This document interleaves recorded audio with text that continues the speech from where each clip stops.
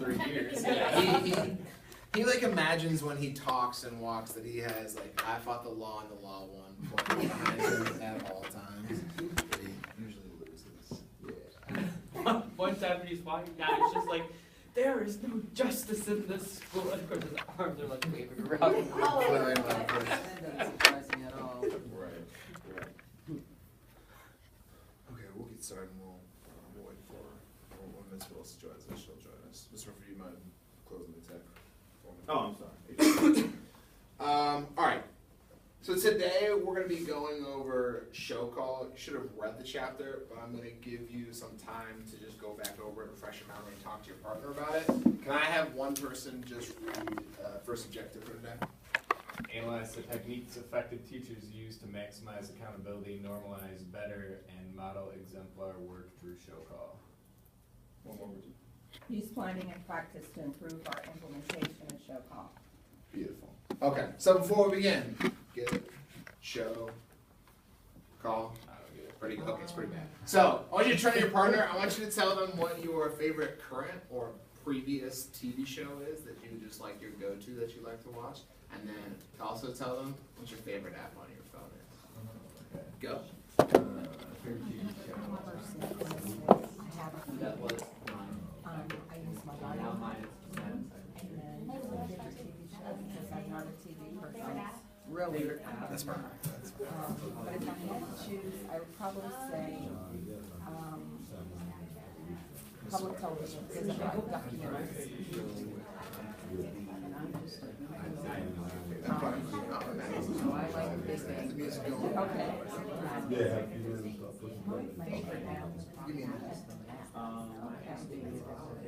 Navigate. You've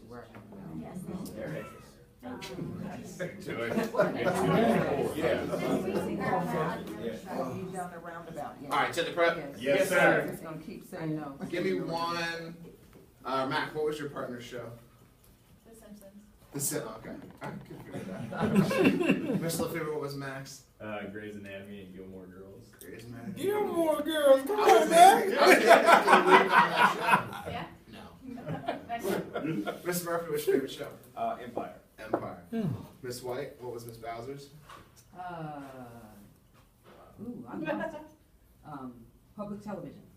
There you go. Okay. Miss Bowser, what was Miss White's? It was, the Big Bang Theory. Big Bang Theory. Nice. E. Smith, what was Miss Burton's? How to Get Away with Murder. Miss Burton, what was E. Smith's? I think Madam Secretary. Nice. Jay Smith, what was Miss Bailey's? First 48. First 48. Miss Bailey, what was Jay Smith's? Sanford and Son. Sanford. Nice. Did anybody have a cool app? I heard Mr. Murphy say Tetris, which I think is pretty cool. Yeah, that's pretty cool. Anybody else? Marco Polo. What is that? Marco Polo. It's kind of like FaceTime, and it's just an easier way to keep in contact with people. It does videos, and you can see it instantly. Kind of like a combination of FaceTime and Snapchat. A combination of like FaceTime and Snapchat. Yeah, you just leave that video and they can figure things out and look at it. And say, okay, it's going on issue. Nice. Okay. The gentleman who bought us all lunch, who was in there to talk about the 3Bs, the one thing he did tell me while I was running away from him with my 3 sandwiches, was he told me about this app that I downloaded yesterday called Acorns. I like that. Yeah. I think it's really cool. It is really cool. So basically, you know how you can go to like a Walgreens or someplace and you can round up for charity, like to the nearest dollar? It takes every transaction on every swipe that you have and rounds it up to the nearest dollar and then puts it into a mutual fund for you. So yeah. And then when he told me that, I wanted to be like, so what, your job is obsolete? Or? What do I need? All right, oh, down there. Oh, whoops. All right, so takeaways from the reading. Just take 67 seconds, go back through the text, make some marks for what were some key takeaways for what show call is, how it's used, how it's being made effective, and just refresh your memory from the reading last night. 67 seconds.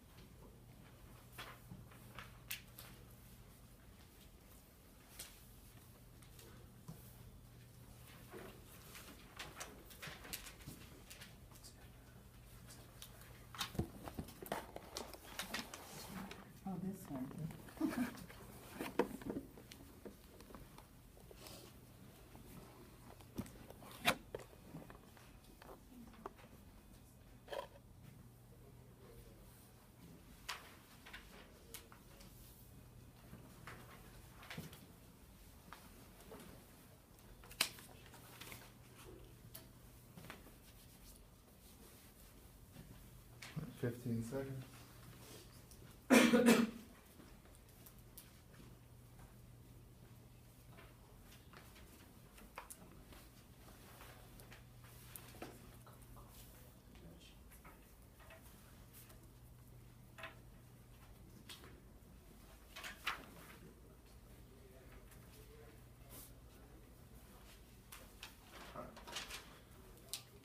Now I want you to turn to your partner. I want you guys to discuss just what your key takeaways were from the reading, and then we'll share out together the whole group before we dive into it for practice and more, or in some video watching. The person who is who lives closest to the school will talk first. Go. That's me. I pulled out and Closer to the hill. teaching expert precise actual analysis to show exactly why certain co-functions worthy of attention. So it's like maybe focusing on keep them accountable. Yeah, I think I'm the same thing with that probably said. But I 24 think seconds. a big thing for us is our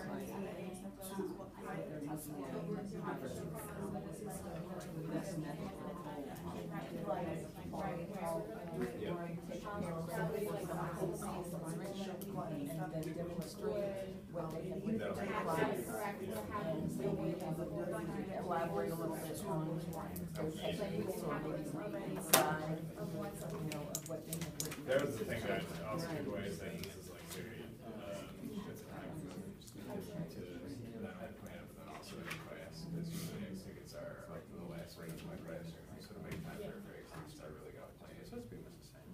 So does that mean? All right, to the prep. Yes, sir. Let's have just 4 takeaways from the reading. Some things that stood out to you. Ms. Willis, what's one? Well, I guess as it relates to music, one of the things that stood out is although everybody's work may not be exemplary, choose the person that is as close as it can be to it and help edit that person if they don't mind kind of being put on notice at the time. And then let them go back to fix it and then have them reproduce it again. Yep. So I guess in music, we pull out the person who's closest to having the right embouchure of mouth or something like that, have them reproduce whatever part we're going over at the time, have the class do it, and so I guess kind of like that. Yep, so you can definitely use it for exemplary work where kids are doing really well. What else? Eastman. My big takeaway was holding students accountable to revision because they do it one time at a time. You don't see those assignments a lot, so the value of show calling is holding them accountable to that revision so that they don't just turn the assignment in and leave it for the rest of their lives. Right, beautiful. Ms. Mack. One of my big takeaways was that it says what kind of work you want to show call, and so this is, Mr. Lefevre and I talked about, it's a big time commitment for us. We've got to plan out when in our lesson are we gonna do it, and what exactly is it that we're looking for? Are we looking for the exemplar work, or are we looking for that common mistake that everybody's making and trying to fix that? And then also, you could possibly have a list of a couple scholars that you think would have the exemplar work, so you can check theirs first or circulate around. Yeah, I definitely agree that this takes planning, and the reading, and in part of this, it shows that show call is very much akin to cold call, but this requires more planning. But I would argue after you practice this enough, you don't always have to go into a lesson saying, I'm going to show the exemplar ticket for this. You can, when you're circulating, looking at student work, make the decision in the moment of, do the kids need a common error? Do they need us to take a kid who's got good work and take it to great? Or do I need to put up an exemplar because, the one kid's really shining out? So it is definitely going to take more planning than a lot of the other things that we do. But if we get practiced at it, just like any of the other skills, you're going to be good doing it in the moment. All right, takeaways from the reading that I wrote down. Who can read those first 3 bullet points? Mr. Murphy? Hold scholars accountable like cold call socializes scholars to revise and edit their work, and feedback needs to be specific. Other takeaways, the 3 bullet points on the right, Ms. Bowser. 2 big moments in show call: the take, the reveal. We have to create a culture where show call is embraced and welcomed by scholars. It won't be perfect at first, embrace the struggle. So I think kind of to Mac's point, we're gonna talk about what rolling this out in the classroom looks like, but kids at first are gonna feel, kind of unsure about what this is like, as will you as a teacher, because it's a new move, right? Or at least the way that we're going to practice it today will be. And so it will be hard. It is difficult when you do something different to implement the behavior management that you're used to when they have more routine things going on. So I just want to name that. Can someone tell me from the reading, what is the take? What is the take? It says there's 2 moments in show call. What is the take? Don't overthink it. I believe the take is just the presentation, what they did. So I don't know. There's a take and then there's a revelation, which is the reveal. Yep, so the reveal is when you reveal what the student work is, which is when you're actually going through it, but the take is what? Selecting the student. Pick the word. Oh, just Exactly. choosing? Okay. Exactly. So it's when you choose, hey, I'm going to take Jay Smith's work. What is going to be my language or lack of language, depending on how comfortable he is with me taking his work and putting it up at the front. Do I need to come to him first and have a quick conversation, like, hey, I'm going to use your work. Is that okay? Or can I just grab his paper, look at it, smile, and put it up? And that's where you have to really know your kids. All right. Can someone read the definition for us, please? Anyone? Show call is a type of cold call that involves taking students' written work and displaying it to the class, often using a document camera. Effective teachers use it to manage the content and quality of students' written work as carefully as they do their verbal work. Can someone tell me why using written work is going to help student conversations versus when they have just verbal conversations? Why using a piece of scholar work that everyone can speak from is better or can be more advantageous to getting what you want across than just them talking? Ms. Burton? It eliminates the advantage of improvisation. So we have a lot of scholars who can think on their feet or who might have an idea but they haven't fully fleshed it out, and by going back to their written work they have to be committed to the idea and it has to speak for itself. Yep, absolutely. Ms. White? It's also visual, so there's a difference between like the trail you leave behind with words and the surface of the board that's left with words. Yeah, well, poetically, artistically said. Ms. White. Yeah, so I would say that is probably the biggest advantage is a lot of our classroom conversations, the kids will say something like, Miss Burton used really good details, like in her verbal answer, and then it's like, okay, what details did she use? And it's like, I can't quite remember exactly, but I know they were good.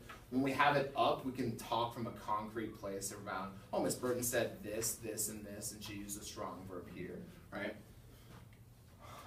So the why. I just want you to silently think about this question for about 20 seconds, and then we're going to talk whole group. So how will using scholar work through show call drive classroom instruction and discussion and help push our mission of getting scholars on the path to college? Like, why is this something that we should make a part of our routines and systems as a college prep school for our boys versus what they might see at another school? Just think about that. 20 seconds.